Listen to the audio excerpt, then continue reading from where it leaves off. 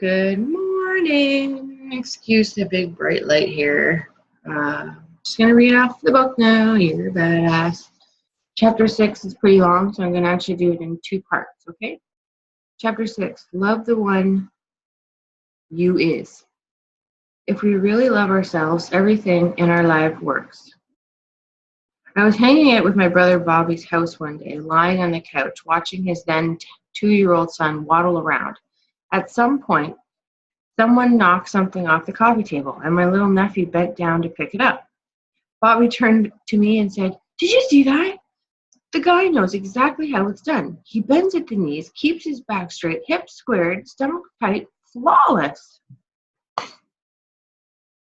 Thrilled to have such a willing and skilled Exhibit A, Bobby then proceeded to spend his next couple minutes dropping more things on the floor: a spoon, a TV remote, an empty can of beer, and my nephew, in perfect form, continued to pick it all up as my brother kept a running commentary on his poster.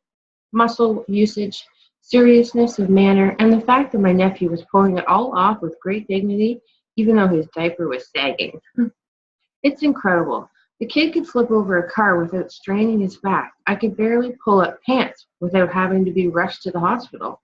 When we were born, we had an instinctual understanding of some of the most important basics in life that includes, and goes way beyond, bending at our knees instead of our lower backs, to pick up a beer can off the floor.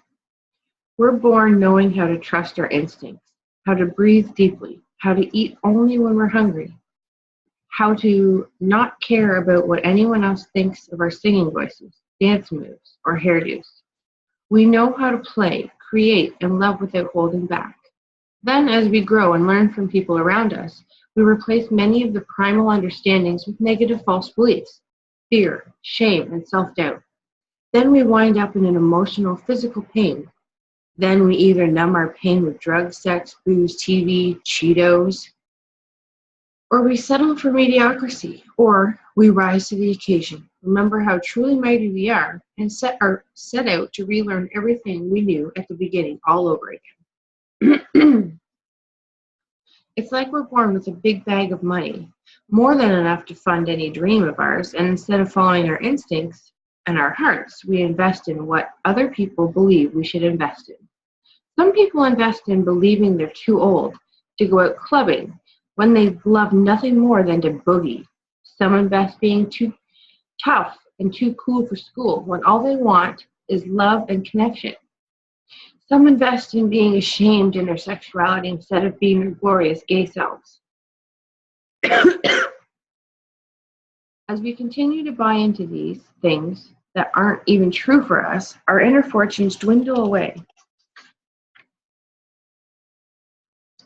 And it isn't until we reconnect with who we truly are and start investing in what's true for us that we start to live rich, full, authentic lives. And while there are countless ways that we rip ourselves off, there's one way in particular that is, without a doubt, the most rampant and most devastating of all. We invest everything we've got in believing that we're not good enough. We arrive here as perfect little bundles of joy and then set out the task of learning to unlove ourselves. How unbelievably ridiculous is that? Self-love, the simplest yet most powerful thing ever, flies right out the window when we start taking in outside information. I'm not talking about conceit or narcissism, because those things also come from fear and lack of self-love. I'm talking about deep connection with our highest selves and an unshakable ability to forgive our lowest. I'm talking about loving ourselves enough to let go of guilt, resentment, and criticism, and embrace compassion, joy, and gratitude. When we're happy and all in love with ourselves, we can't be bothered with the bullshit or own our other people's.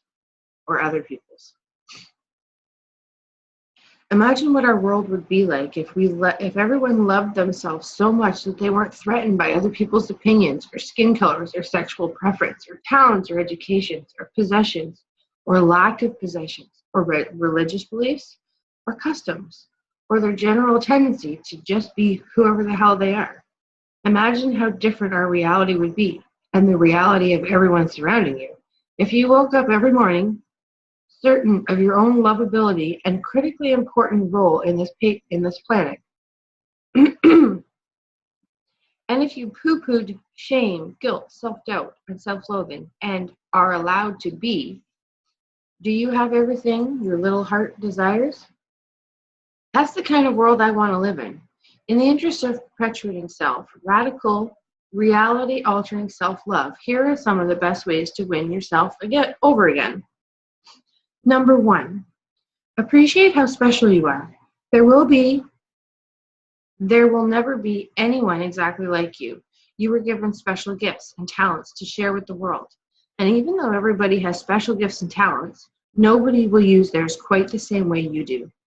You have a way of being in the world and a perspective that's unique to you. You are the only one who thinks your thoughts the way you think them. You have created your own unique reality and are living your life according to your own unique path. You are the only you that will ever be. You are kind of a big deal.